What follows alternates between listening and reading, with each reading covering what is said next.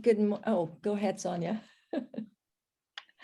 Um, Good morning, good evening, good afternoon to everyone. Welcome to the AICI Global Business Power Insight Series. This is episode 8. And just a little introduction to all of you who are attending it for the first time. The AICI Business Power Insight Series happens every month, where we bring in one speaker and basically a moderator who's also an AICI member, brings in a speaker who is an expert in their own domain to help us set up our business better, to take it to the next level, to scale it further. And that's the objective. Our moderators are our members, AICI members, who are certified, who have their own practice, who have been doing this for quite some time, and even they know exactly what it takes to, establish a successful image consulting business.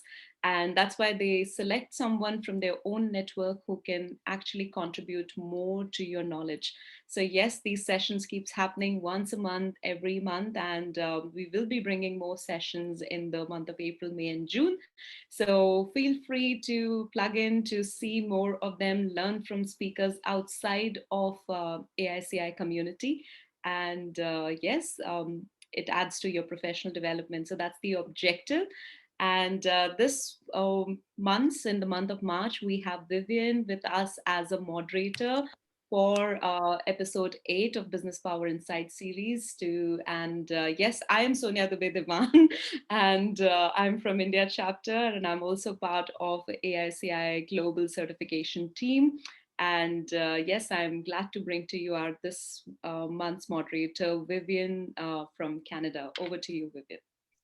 Thank you so much, Sonia. This is really a great series that you've started here. And thank you for the opportunity to bring someone in. When you asked me to do this, the first person that came to my mind was Whitney. Mm-hmm. I actually met Whitney about a year ago in a breakout room during a virtual session during the lockdown. And Whitney reached out to me about, I don't know, probably a month or so later, I'm not sure, to give her an opinion on a dress she had liked. And so we started chatting, and next thing she asked me to get a wardrobe together for her for a trip she was going on. So needless to say, that was a lot of fun for me, and challenging at first because she knows what she wants. And even though I know her personality style, she said, well, Vivian, the first set I sent to her, you're going to have to do 100% turnaround on that. Do you remember, Whitney? Oh. I said, okay, I thought we were changing you up a little. Anyway, that's another story. But it turned out really well. And she was very happy with the work I did for her. So needless to say, we have continued to work together since then. Whitney's journey is a very inspirational one, which is why I asked her to be our guest here today. And I'll leave that part of the introduction for Whitney to enlighten us on a little bit of that.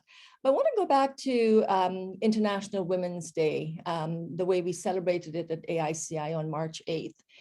We had a special guest who was Dr. Yvonne Thompson. And she is the founder of WinTrade Global. It's a network she runs for women in business, and that's been for over 20 years. In her presentation, she said a number of things, but 3 things stuck with me. 1, the block that prevents women from starting a business is finances.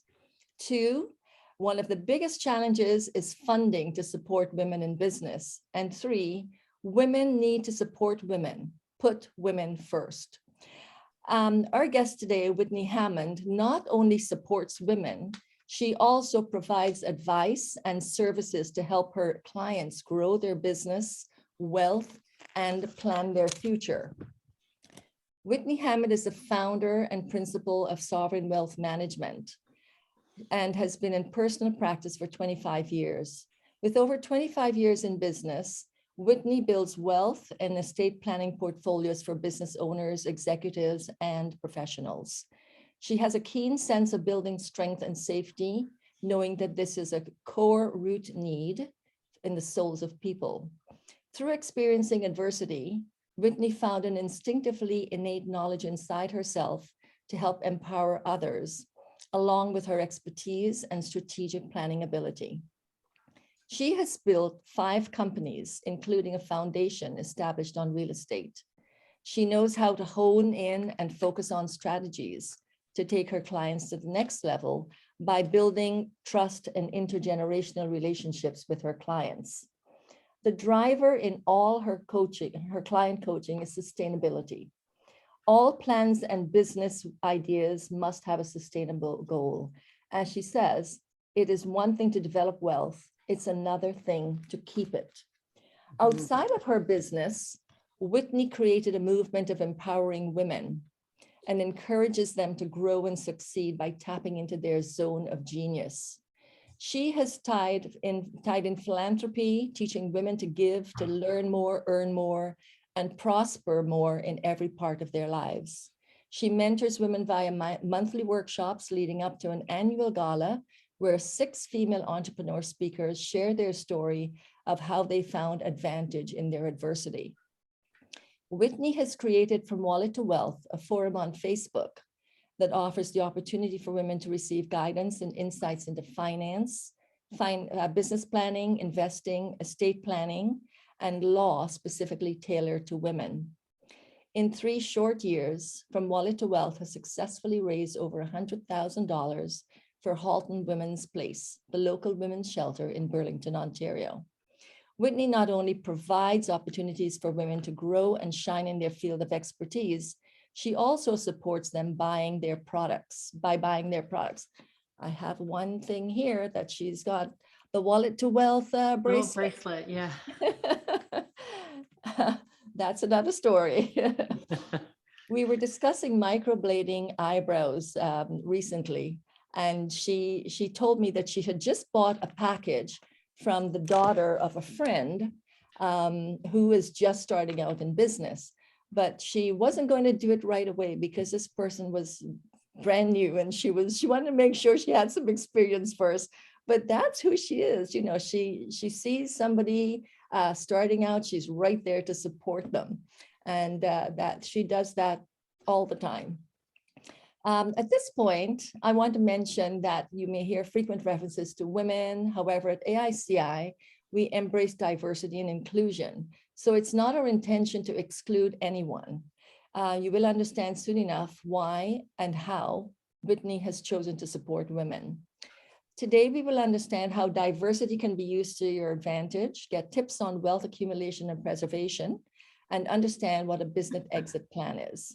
So Whitney, welcome, and thank you for taking time to share your expertise and experience with us. During our conversations, you've talked about adversity and some of the difficulties you've encountered during the early years of your life. Could you share your story with us?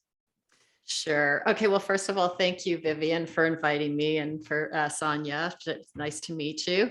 That was a long introduction, Yes. and that's okay, because people that are watching are probably figuring out, whoa, what's going on here? So yes. So I've been in business for over 35 years. And I think that many of us have experienced some adversity in life. And I do really believe that people's why stems from deep inside of themselves, that, a story from something from the past, and being able to connect to that. So for me, if we start out from the beginning, I guess, everything starts with a dream. So I really encourage all of the ladies that are involved in this business to keep working your business and keep dreaming bigger, because the more, if you really believe in what you're doing, you can really serve a lot more people, and it's the sweet spot is in the serving of others, and the riches will come. So for me, I did have some adversity. I ended up in the women's shelter from a very, very abusive marriage that I was in, that ended up in a criminal arrest, and he went to jail. And when someone's criminally arrested, it's not me picking up the phone, it's the police coming coming in and arresting that person, and you no longer have any contact to that person because they have been removed. And I think a lot of us, what we don't realize is that we live in this situation, and maybe not as violent as mine, but we don't realize that we're in it, and we don't have anybody to talk to. So I do like what Vivian talked about is about women needing to support each other, because when I was in a difficult situation, I didn't tell anybody, and it wasn't like a 1-week event. It went on for a number of years. So if we start back from the, I'll start from where that happened. So I think it was about 28 years ago, I fled to Halton Women's Place in Burlington, which is a women's shelter. And for those watching, I'm sure there's women's shelters in all sorts of different places in the world. And what that's for is to go there for safety, and really to have somebody mirror what's actually going on in your life. I didn't realize that what was happening was really that wrong, and it was putting my children into danger. And it was when I was in the women's shelter that I had a moment of clarity. And I realized that it was me that had to change. And that's the really pivotal thing, because it's so easy to blame somebody else. But I realized that it was me that had to change. And so that's what I did. And I vowed from that moment on that I would help people so that they would not feel held hostage. And I was held hostage. And many, I'm going to use women as an example. Many women do get financially held hostage. It's a lot of us, we just come from that from birth, where everything's taken care of for us. Our monies are managed for us. We're not the top breadwinner in the family. We tend to come in, into the second class position, and we have to make sure that we take care of everything. Sonia, you talked about scaling. And I'm going to mention a little bit different, because I built my business working with a lot of men. And then through the Wallet to Wealth movement, I started to move the practice over to inviting more women in. The difference that I see between men and women when it comes to building and becoming successful is that men will scale. They naturally scale. And so for me, I'm always trying to teach women to scale things, and they don't understand that. So for people that are watching this, it's really important to understand what scaling means. So if you look at boys when they're playing, it's all about scaling, dump trucks, building, and they just focus on that. They focus on building. And women are all more about the experience and the nicety and the perfection and stuff. So if we use coffee, for example, I don't drink coffee, but I'm just going to make this up. If we say we're going to start a coffee business, and we have a male partner in the business, and he says, oh yeah, I'm going to make it so we can make 1 million cups of coffee, and we're going to do them at this. And then then we'll buy it at this, and we can get the price down lower, and we're going to scale it big. And so they'll just go on to that. And that's all they'll focus on, is making it big. Whereas the women will come in and say, we're going to make it richer, and, the flavor is going to be richer, and we're going to make it so that when, the people come in, they don't want to stay for 10 minutes, they want to stay for 20. And so this is where their focus is. And both are necessary. Both are very necessary. But the experience still needs the driver of the scaler. And so to be able to understand that, doesn't have to be a male that does that. It just has to be able to know the difference. So for me, I built Sovereign Wealth Management. I started that 25 years ago. I got out of the women's shelter. All of a sudden I was like bang on my own and starting all over again. And it was like, I knew better. Okay. Like I knew better. I didn't come from a bad family. I came from a family of wealth, but I also came from a family of abuse. So I'm a baby boomer. So I'm at the very tail end, born in 1964. So if you understand anybody that's born in 64 and sooner, depending on what your culture is, mine was Eastern European. So my father was was older. He didn't have me until he was in his mid 40s. And he was also Eastern European. And so women in that culture were second class citizens. And a lot of us are, from peasantry, right? And Ukrainians can be very, very hard workers, but they're maybe not all polished or educated. My dad was educated and he spoke English very well, even though he had to learn it when he came to Canada. So I already started with a mindset, and that's what I talk to people about with building wealth is in your mindset. What is your mindset? My mindset was a victim. Okay, so that's what I grew up with. I grew up with being victimized, and then I obviously attracted that as an adult. So it's very important to know where your mindset is. So it was easy for me to get into a situation like that. So coming out of the Halton Women's Place, I just vowed that I was going to help people so that they would never feel like they were held hostage. So, we don't want to say the world is about money, but the thing is that we live in a, capital society. We're women that are in business. Like, we're in business to make a profit. We're not in business just to serve and not be paid for what we do. We've done that. We did that. We got married. We had children. We weren't recognized for anything that we did. I mean, does the husband ever come home and say, hey, oh my God, glory to you, you've done a fabulous job? No. Where's the dinner?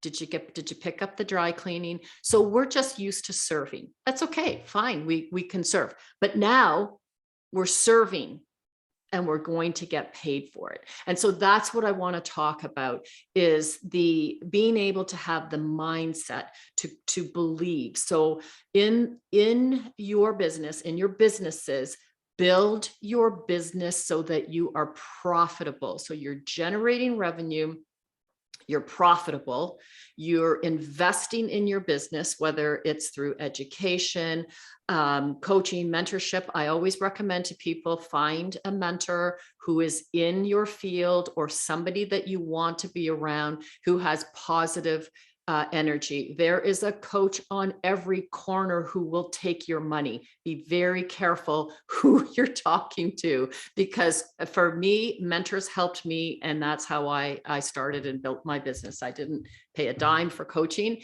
until I felt like I was ready to do that. So Vivian, did you want to jump in and ask a question before I keep chatting here? Well, I think you're doing a great job. You're kind of covering a lot of things, because one of my questions was going to be that, the adversity you experience has brought you to a terrific advantage of living an aligned and authentic life. You changed your vibe.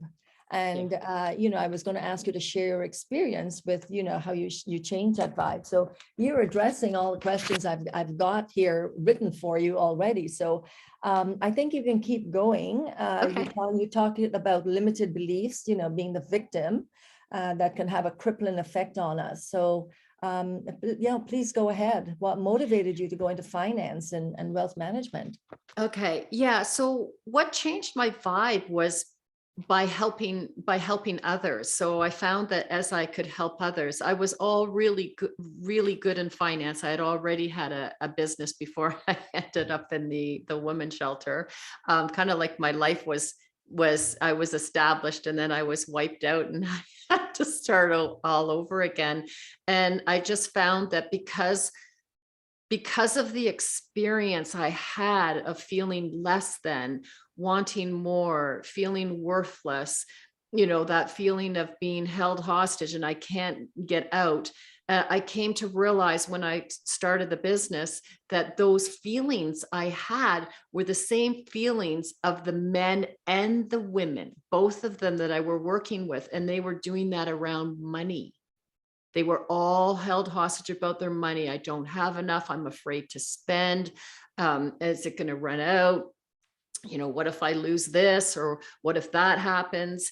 And it doesn't matter what level of wealth the person's at, because I work with very affluent people, and what wakes them up in the middle of the night is they think they're going to run out of money. So we all have this psychology that comes from whatever we saw when we were growing up. So for me, I had to bust through that. And that actually took a long time for me to break through that. I just kept working and helping other people. So, so that's how I came into wealth management. I was good at it, and I knew that, that I could help others. And then of course I scaled it. So I was, and I just keep scaling it. I keep coming up with ideas. So I would say if we want to give, some tips on helping women with building, one of the things that I realized is that when women make more money, they take care of their families and they exit poor relationships. Okay. Because we get stuck in those relationships and we feel guilty. And then they invest in the local community. So they rise up and they get into a place of abundance. So this is why we want to create these goals of being able to attract more, to live in abundance, to be able to serve, and to be able to be paid for actually what we do. So don't be afraid to ask for the cost of what you feel your service is worth, because people will pay for that. And little financial tips, if you're wanting some financial tips to think about, is that I always say to people, start early and finish strong. So I've been able to develop significant wealth. I'll tell you that when I started this business 25 years ago, I remember tracking in my very first year, in that calendar year was a 9-month period. And I remember I had received $47,000 of income, of revenue, of pay in those first 9 months. And I remember thinking that, okay, like if this business doesn't pay me X, I'm out of it. So when I got the 47,000, I thought, okay, you know what, that's a great start. And so now I'm gonna bang that number out. So I went, and I can't remember, I crossed over $1 million of revenue a very, very long time ago. So I got, the business got to $1 million of revenue, I can't remember, maybe 15 years ago. So now and I'm not afraid to share the numbers, because I think it's really, really, really important for women to know, do not be afraid to make money. My business makes almost $2.5 million a year. I've developed a system, again, that, if I don't work, the money is still coming in. So I still have that revenue coming in. I invest it very wisely. I don't overlive. I can tell you that I can live on, if I had to live on $5,000 a month, I can. Okay. I can live very comfortably on $10,000 a month, and I own multiple properties. I'm also a pilot. I own an airplane. I fly all over the place. So you do not need to make millions of dollars, but you can, and that's how you can start building an empire. And because I was making a lot of money, I was able to start to give back by opening up the From Wallet to Wealth. And the one thing I do want to share is the branding story. People talk about branding story and your why all the time. And I find that it's very stressful. Like, oh my God, I got to answer these questions and I hate them. And I think we all do, the goals and the whole thing. And it was my daughter who opened me up. The little one in the women's shelter who cried all night long in her bunk bed. And she said to me, and so she was so young, and she said to me about 4 years ago, she said, Mom, I want to start talking to you about why you're doing your business. She said, you need to come out. I would never have told anybody this. The whole thing about my past, especially dealing with wealth and business owners, like this just was never spoken about. And she was able to get this story out of why I was helping people. And it was because of that promise I had made back in the women's shelter of how I would help people.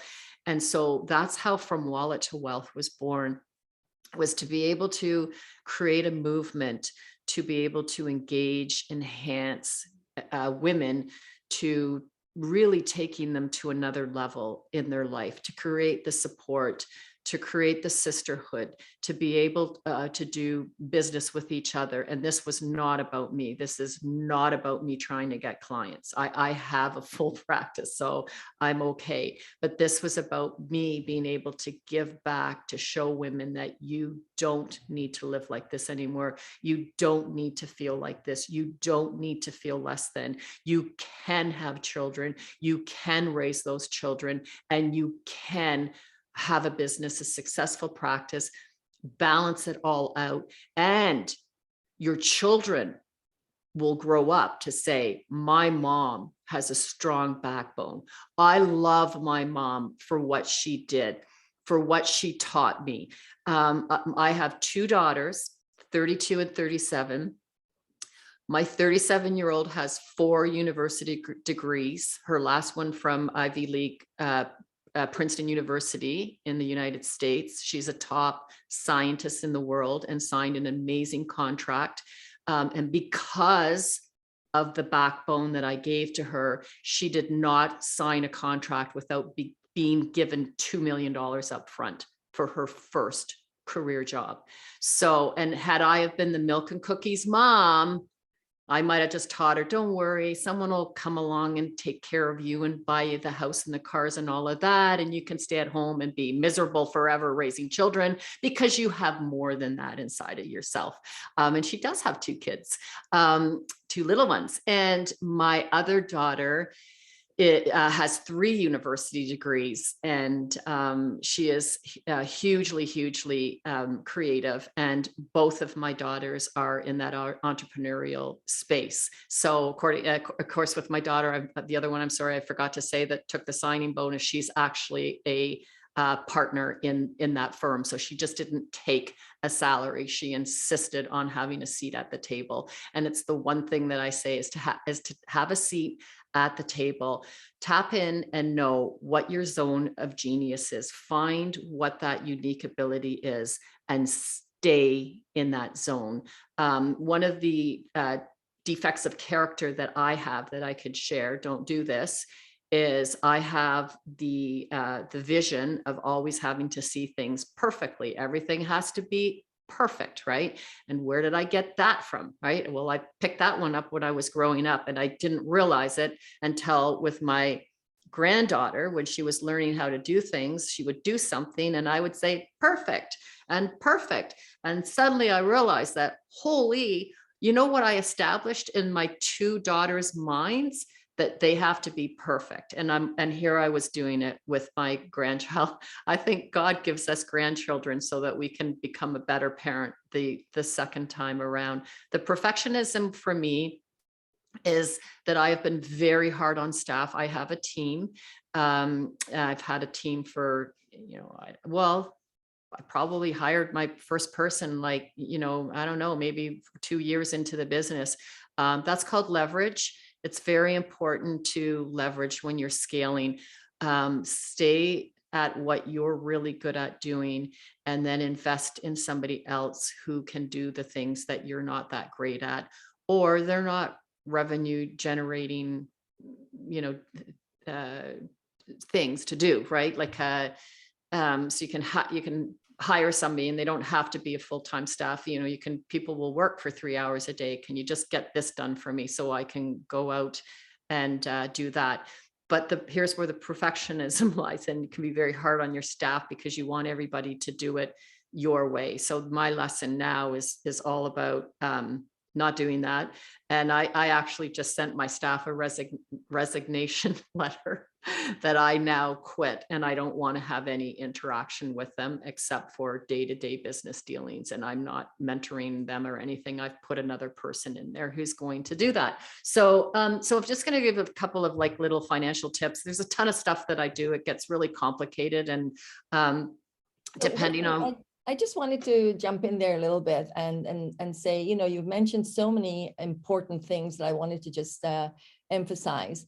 You mentioned, that victim mentality and the way women think of themselves as, we're here to support the family and not to think bigger and have that bigger goal. You have also, you said that when you were in the shelter, you set yourself a goal. You were going to help other women. You were going to get yourself out of that. You already, even though you probably didn't have a proper, a solid direction, you knew what you wanted to do, and you knew you had to get out of that situation through an accumulation of wealth somehow or the other. And I think that's really admirable, because quite often we don't set ourselves goals. And I found with my own practice, by setting goals and going into your Monday manifestations every now and again and manifesting what I want for the week, it happens because we are putting it out there, and it does happen. So the other thing you mentioned was asking for a worth. And it takes time for us to actually be able to say, you know what, you want me to work with you, this is how much it's going to cost. And there are so many image consultants I know who have been doing this for years. And when we compare, because I'm much more open now since being in touch with you, in talking about what I make and how much I charge others. I'm sharing this with other image consultants who are interested. And, well, how can you do that? I mean, how much time are you putting into this? What are you doing? And say, oh, really? You do that? You do. So it's the quality of the service that you provide. What that is going to, I'm not going to throw you, thousands of dollars at you if I'm not going to follow up and do my due diligence in getting the very best for you. So I think, for women here, you need to make sure that you are, you know that you're giving value for the money that you're charging. That, I think that's very important. And, Whitney does this. So it's, there was something I wanted to ask you. We were talking about building wealth and wealth accumulation. So can you you were going to start giving us some tips on how we can do that. So can I get you to go back to that? Absolutely. Yes. So the worth that you were just talking about, your worth, right? Self-worth, right? These ladies are all in the business of helping women with their self-worth. So you have to own your own self-worth. You're worth something. So many times, to the mindset, oh, I'm not going to spend that because I'm not worth it. I can tell you as a wealth management strategist, when women tell you they don't have any money, they do. They just don't feel that they're worth it to be able to get something. They'll get it for their children, but they don't feel worthy themselves. And it's a wound that we've picked up from generations prior. And we're so used to serving. And this is not that men have done this to us. This is not this at all. But we've been in this situation of serving the man, making sure he's okay. And they don't think about whether they're worth something. They just go and do it. So I think that if all of the ladies listening, if they start their own planning and they start putting money aside, they will start to realize their own worth, because they're starting to build their own financial wealth. And so that's their own financial worth. So there's a financial worth to them. So I don't know how the pricing goes in your business, if it's a standard pricing or if people charge different amounts. I don't need to know what those details are. But the one thing that I do know is that, women typically do not charge enough. So people that come to me to visit me in my practice, like, it is clear that I do not earn 30,000 a year. I don't earn 100,000 a year. And they don't want to be with somebody that earns that money, because my job is to deliver them wealth. So believing in what you do, I can tell you that I might not know anything in this world, but the one thing that I do know is I know how to build wealth. And every client that I've worked with, I've been able to do it. So I have that conviction. I don't have to mantra it to myself. That's who I am. So do I get paid a lot? So sure, you can go and deal somewhere else, but you're not going to end up with the same. And I know that. So I don't have to ever explain that. And people know that are working with me. So that can be the same in yourself. I mean, Vivian, the service that she provided to me, there's a fee, but there's also a result. If I don't pay the fee, I don't have the result. So, and also too, speaking about what you're worth, I just want to let everybody know that I do not work more than 7 months a year. And that's my income. Okay. And I established that a long time ago, that I was not going to be held hostage to my business or to anybody, to my children, to, society, whatever it is, right? So I established that a long time ago. So you don't have to work 24 hours a day. Okay, so just a couple of tips. So start early and finish strong. Wherever you are in your life, start putting some money aside. Doesn't matter. I call it a bucket. Create a few buckets, 3 buckets. Have a, I don't know, this is just a me bucket. This is my money. Then there's another bucket that might be your vacation money. Then there's another bucket that, can be your retirement bucket. But once you start these little buckets, you will be amazed at how it starts coming in. If you don't have it, the universe isn't going to give it to you. Okay. So why is the universe giving me all this money, right? Because I'm here for it. If they can keep sending me all they want, I am smart. I know what bucket to put it in. I know what to do, and I know how to help others.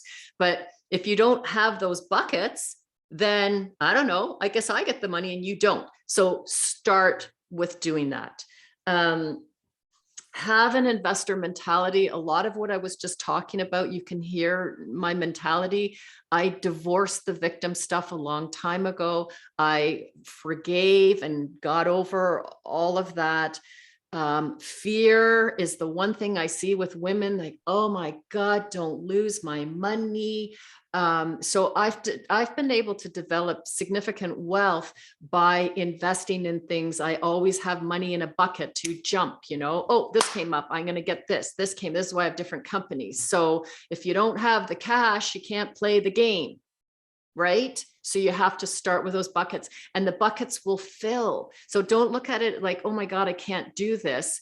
Once you have those buckets there, opportunities will start coming. All of a sudden you get more customers, people are paying you more money. It's like, holy smokes, where's this coming from?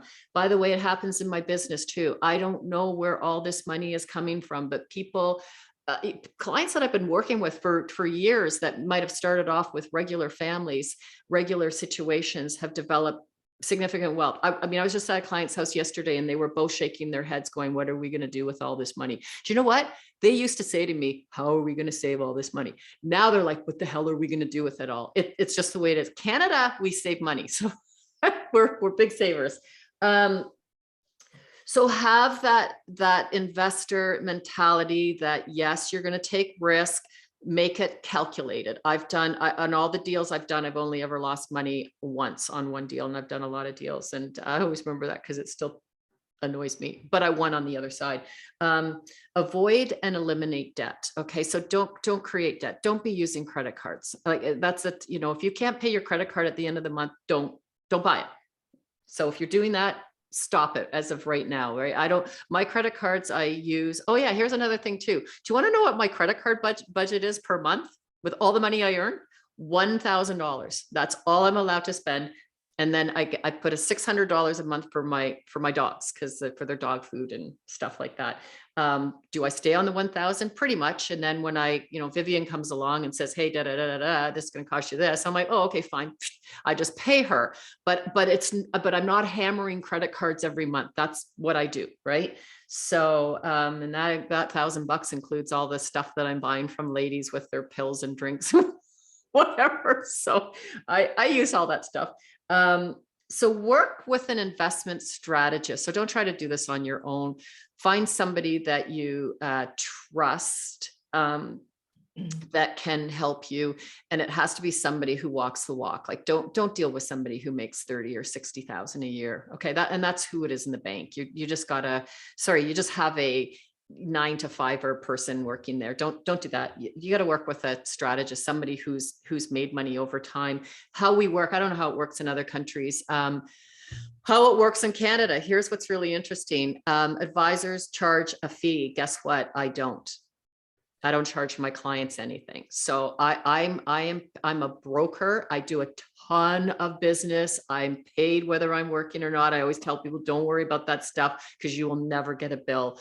What I do when I'm working with you is lots of stuff I'll tell you has nothing to do with my service, but I'm going to recommend you go do this. All of that's for free. Any of the investing and products and stuff that I use, I am paid by the suppliers, so no one has to worry about any of that. But in Canada, we're supposed to charge. I don't. I have all the designations. I decided years ago that no, I'm not going to do it that way. I don't want to. I think because when you serve, you will be paid. And again, I have that mentality that I want to be highly paid. So if I charge you $100 for the service that I provide you, I'm not going to get rich. And that's why I don't charge. People, I do financial plans for them for free. Other people will charge 10,000. I don't want 10,000 because 10,000 is not going to make me rich. What makes me rich is when I do your plan for free, you show up, I make you rich, and then you send me 10 other people. That's scaling. That's how to do it. Think big. Don't think little. The $100 isn't, the $100 isn't even going to pay your Visa bill. Incorporate your business if you can. Okay, so I don't understand the other countries, but I'm sure that we all work along the same lines. Do not rely on your accountant to tell you this, okay? Because the accountants are all busy. Their backs are slammed to the wall. They don't, they're not giving you advice. They just want to get your compliance done. When you tell them, hey, I want to incorporate, and they're like, well, I don't see the reason why. It's because they're not a wealth strategist. I developed significant wealth because I started in corporations when I was young. The only time I ever lost my voice was screaming at an accountant that I had that has been fired, because he would not listen to the strategy. When you're saving money inside a corporation, your money's going into the corporation, you're paying a much lower tax rate, much lower in Canada. I was going to ask you, what are the advantages of incorporating your business? 13% income tax. That's it. Yeah. Wow. So if you make, just take out what you need. That's why I know what I need to live on per month, because the money goes into the company and I only take out what I need as a salary, right? I don't need to take anything extra out because I build my wealth in the different companies. It zips up fast. I mean, you save up money super, super duper fast when you only pay 13% tax. Then you can take that nest egg and you can go buy some real estate with it, or whatever it is that is going on. You can buy a business, you can expand your business, you can invest in your business. The best return that you're ever going to get on something is in yourself. So do that. Don't be cheap. A cheap mentality. That's another thing too. Be very careful, because I came from that place. Oh my gosh.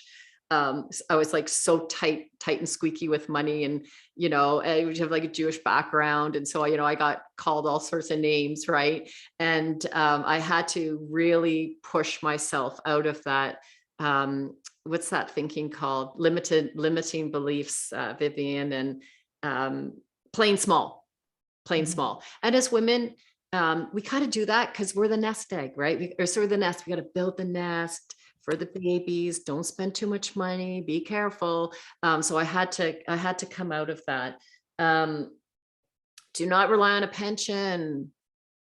So you may be working somewhere and this is your side hustle, or you may be married and your husband, oh, my husband's got this great pension. Please do not rely on your pension. A pension does not make you rich. A pension gives you some money in retirement to live. Here's a perfect story. A lakefront right now in Canada is very hard to buy real estate. It's always hard to buy lakefront because we only have so much lakefront in the cottage country. And a lakefront property came for sale, and I had money in my pocket, and I went in and I grabbed it, and I bid, and I bid everybody out, and I got the property. And I was thinking, so I get in there, I was like, wow, how did I get this at this stage of the game when you can't get it, you can't buy real estate. Oh, guess what? I got to know the owners. I still keep in touch with them. They're both pensioners. He was a police officer and she was in nursing. And oh yeah, they've got a good amount of money coming in per month, but they didn't have anything in the kitty to rebuild the waterfront disaster that happened on Georgian Bay. So, and that's the thing, you don't have money, you got to sell off prime real estate. And I grabbed that property and I made $400,000 overnight because they didn't see the value. All they saw was that, crap, our beachfront is destroyed, right? So I came in, I was like, no problem, right? I'll buy it, I'll fix it. That doesn't cost a lot of money. I got cash. So don't rely on that. You got to keep putting money in your bucket, because people believe that a pension is okay, that's going to provide me income when I'm older, but it doesn't provide you any income, any opportunity. And the name of the game is not to survive here. It's about thriving, right? So, if you want to thrive, then you got to come and think of some good strategies. And opportunities will open up. So negativity attracts negativity, and whatever you what's the word? I forgot. I forgot the word. But wait, no, it wasn't manifest, but whatever you cherish, whatever like, more cherishing things will happen. Appreciate whatever you appreciate in life will appreciate. And it happens. And it's not me that makes up the rule. If you talk to other people and ask them, how did you do what you did? A lot of them are going to tell you it started with putting $1 away at a time. And then, oh my gosh, this happened, this happened, this happened, this happened. And it's, I haven't met anybody yet that said that they bought a lottery ticket and won. So, but the lottery ticket winners there's a book and they track them, they spend all their money. So if you don't have the good saving habits, then it's not going to happen. Sure, once in a while you buy a stock, you make a whole bunch of money. I just made 300% on a stock. I have a whole pile in it, right? Real fast on that energy rush that we have, right? So yeah, so I just created another bucket overnight, right? So opportunity. I mean, that was obvious that was going to happen, right? So those are some really minor tips. You wanted to know about exit strategies. Yes, I was just going to say, I'm just keeping my eye on the time. And I think you were going to talk about a bucket plan, but maybe we'll leave that and go to the exit strategy. And if we have time, we'll come back to the bucket plan. Yeah, I just did the bucket plan. So that's the putting the money in the buckets. Okay. An exit strategy is, I always say that if you're getting into business, if you're getting into a marriage, or you've been running your business for a while, whatever those are, you need to have an exit strategy. The reason for that is there'll always be an exit. There'll always be a death. There'll always be a sale. There'll always be a closure. There's always going to be an exit to what you're doing. So you want to look at what that looks like. And as you're developing significant wealth, or you might be married and there's two of you, it's to really, really look at that exit strategy, because again, you don't want to lose wealth that you have. So that's another thing too about having a corporation, is that you're able to put family trust and issue shares and being able to multiply that capital gains exemption. So there's a ton of stuff that can be done. So I think, for just speaking to this group, I think it's really important to scale your business, look at how many people you want to speak to. If you hate doing math, you don't have to do it on the number side, but do it on the, you could talk to, I'm going to talk to 10 people per week. There's a 10-3-1 strategy. If I speak to 10 people, 3 will make an appointment with me, 1 will book an appointment. And if you keep to that simple mantra in your mind, 10-3-1, and once you get good at it, like me, mine's 111. It's been 111 like that for years. I don't talk to anybody unless I know that I can work a deal through with them. So focus on, really focus on talking to as many people as you can to just share, this is who I am. Not about hitting on them, you know, buy my service. It's not about that. Building relationships. I mean, Vivian, you mentioned intergenerational relationships. I deal with 4 generations. And it's those intergenerational relationships. That's what you want to do when you make a relationship with a customer. You want that customer for life. You don't want one sale. You want to service and service and service that person. And if you continue to service that person, they will continue to buy. But what you don't realize is that they will become your raving fan and say, she stuck with me through the good, through the bad, through the ugly. She stuck with me, got me what I needed. And that's what it's like. The one-hit wonders who come in and just do a one-time deal. You know, if you want to look at the guys, for example, the guys don't do that. They don't sell one bottle of vitamins and disappear. Guys establish relationships and they build a business that goes on for years and years, unless it goes bankrupt. And this business that you have won't go bankrupt. It's going to grow. Baby, las otras gafas, ¿dónde están? I'm sorry, Diana, could Yo you vi. mute yourself, please? Diana, could you mute yourself, please? Sorry. Thank you. Okay, someone's asking me to repeat the 10-3-1. Okay, Yes. so the 10-3-1 strategy, I didn't make it. It's been a study, but if you speak to 10 people, this is who I am, and I'm an image consultant, and this is how I help people.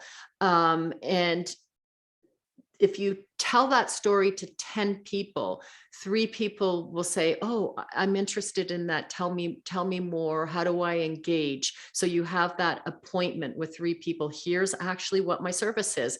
And then 1 person is going to sign up. So it's a numbers game. So if you want to get 10 customers, then you're going to have to talk to 100 people. And you can do that because now we have all these Zoom platforms. You can be asked to be a speaker somewhere where you can show your service to other ladies. There's many ladies that they don't have time to shop, or they hate how they look. So they don't like going into the store and trying things because they think, oh, I look, you know, too heavy or too short, whatever. And because in your business, you ladies are awesome at helping to make women look beautiful. Women of heavy body set doesn't mean that they're not beautiful. I mean, there's some women that would look horrible if they were skinny. A large part of scaling to reinvest into your business. Yes. So yes, you can do that. So the buckets, at what stage do you start creating buckets? Now. Start your buckets now. Start a bucket outside of your business and put $25 a month away. Just get that going. Make it so that it comes out every month. And what will happen is you're starting this thing.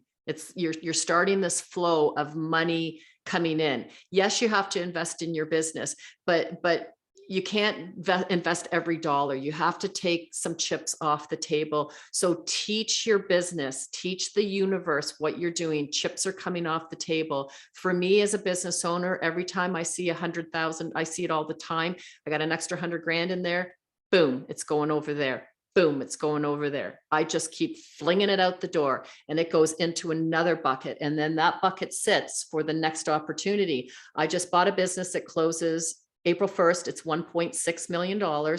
I can pay for that business on April 1st because I took chips off the table. Now the business I'm buying, I'm reinvesting. See how it works? So get those buckets going. And that's such an important thing to do. I know when I was working as a principal before I became an image consultant, I had 2 paychecks going in each, bi-weekly. And so I always had the bank take out a certain amount of money every time that paycheck went in and deposited it into another account. So that was my way of saving. And, I'm trying to do the same now as an image consultant. And, that pension, as you say, Whitney, does not pay all the bills. it keeps you afloat, but it does not pay all the bills, depending on your lifestyle, of course. And, you know, And it's taxable. Like it's yes, taxable. That's the other thing too, yes, is that you don't have any control over it. So, you know, let's just say for 4 months, I need this amount, but the next 4 months, I need maybe 1,000 less. You still have to take that and you still have to pay tax on it. So, yeah, so for yourself, anybody on a pension, there's a little bit of strategy work around, you know, somebody in Vivian's situation. yeah, no, but thank you so much. This has been an amazing, informative session we've had today. Is there anything else you would like to just point out before we sign off? I think you've I shared so would, much. I would embrace yourself as a woman. So for me, when I started in the business, it still is, it's a male dominated industry. I was in competition with men. There is no competition when I'm working at all. I was able to thrive in a male dominated industry. I started working with a lot of men. And then it's been changing to for men and women. So women have an advantage and know what that advantage is. We are caring and we hear. So we've got the left and the right side of the brain going. So set your goals, set them high and go get them. Thank you so much, Whitney. That's awesome. I've got to thank you for carving the time out to be here with us today, because I know, as you said, Whitney works 7 months of the year. So she, you know, when she's at work, it's like her head is down and she's working because her next trip is already planned and she knows where she's going. So, Friday. yeah, there you go. She just came back last week and she's off again on Friday. Yeah.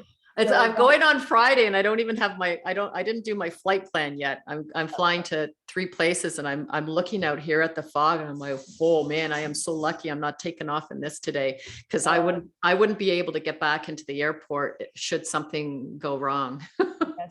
This is what I love about Whitney, and you have no idea how challenging it can be to get an appointment with her sometimes. You know, no, I need to do a fitting with you. We have to card about that. Okay, I've got 10 minutes, blah, blah, blah. So that's another thing too about the image consultant, is really to know your client, because a lot of people that would buy the service, they have some money, but they may not have a lot of time. So and sometimes people can make very quick decisions and sometimes they can't. So, and we're women, we change our mind all the time.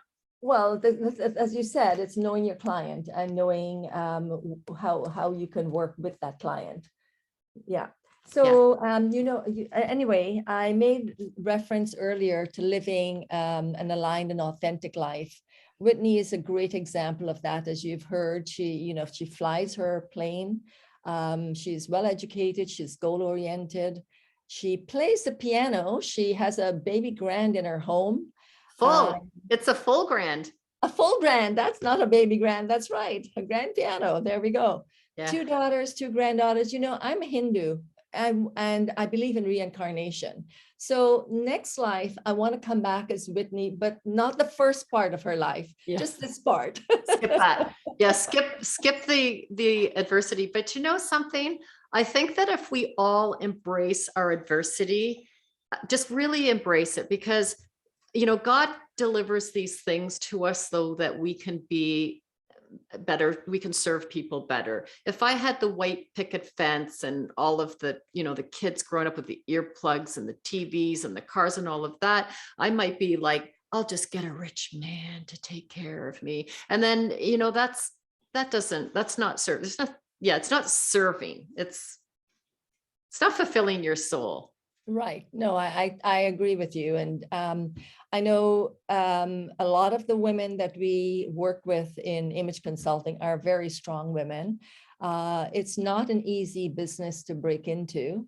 And it's you know, we're on our own a lot of the time. So it's that struggle to, do I get a coach? I only had got myself a real, well, I had a coach at the very beginning.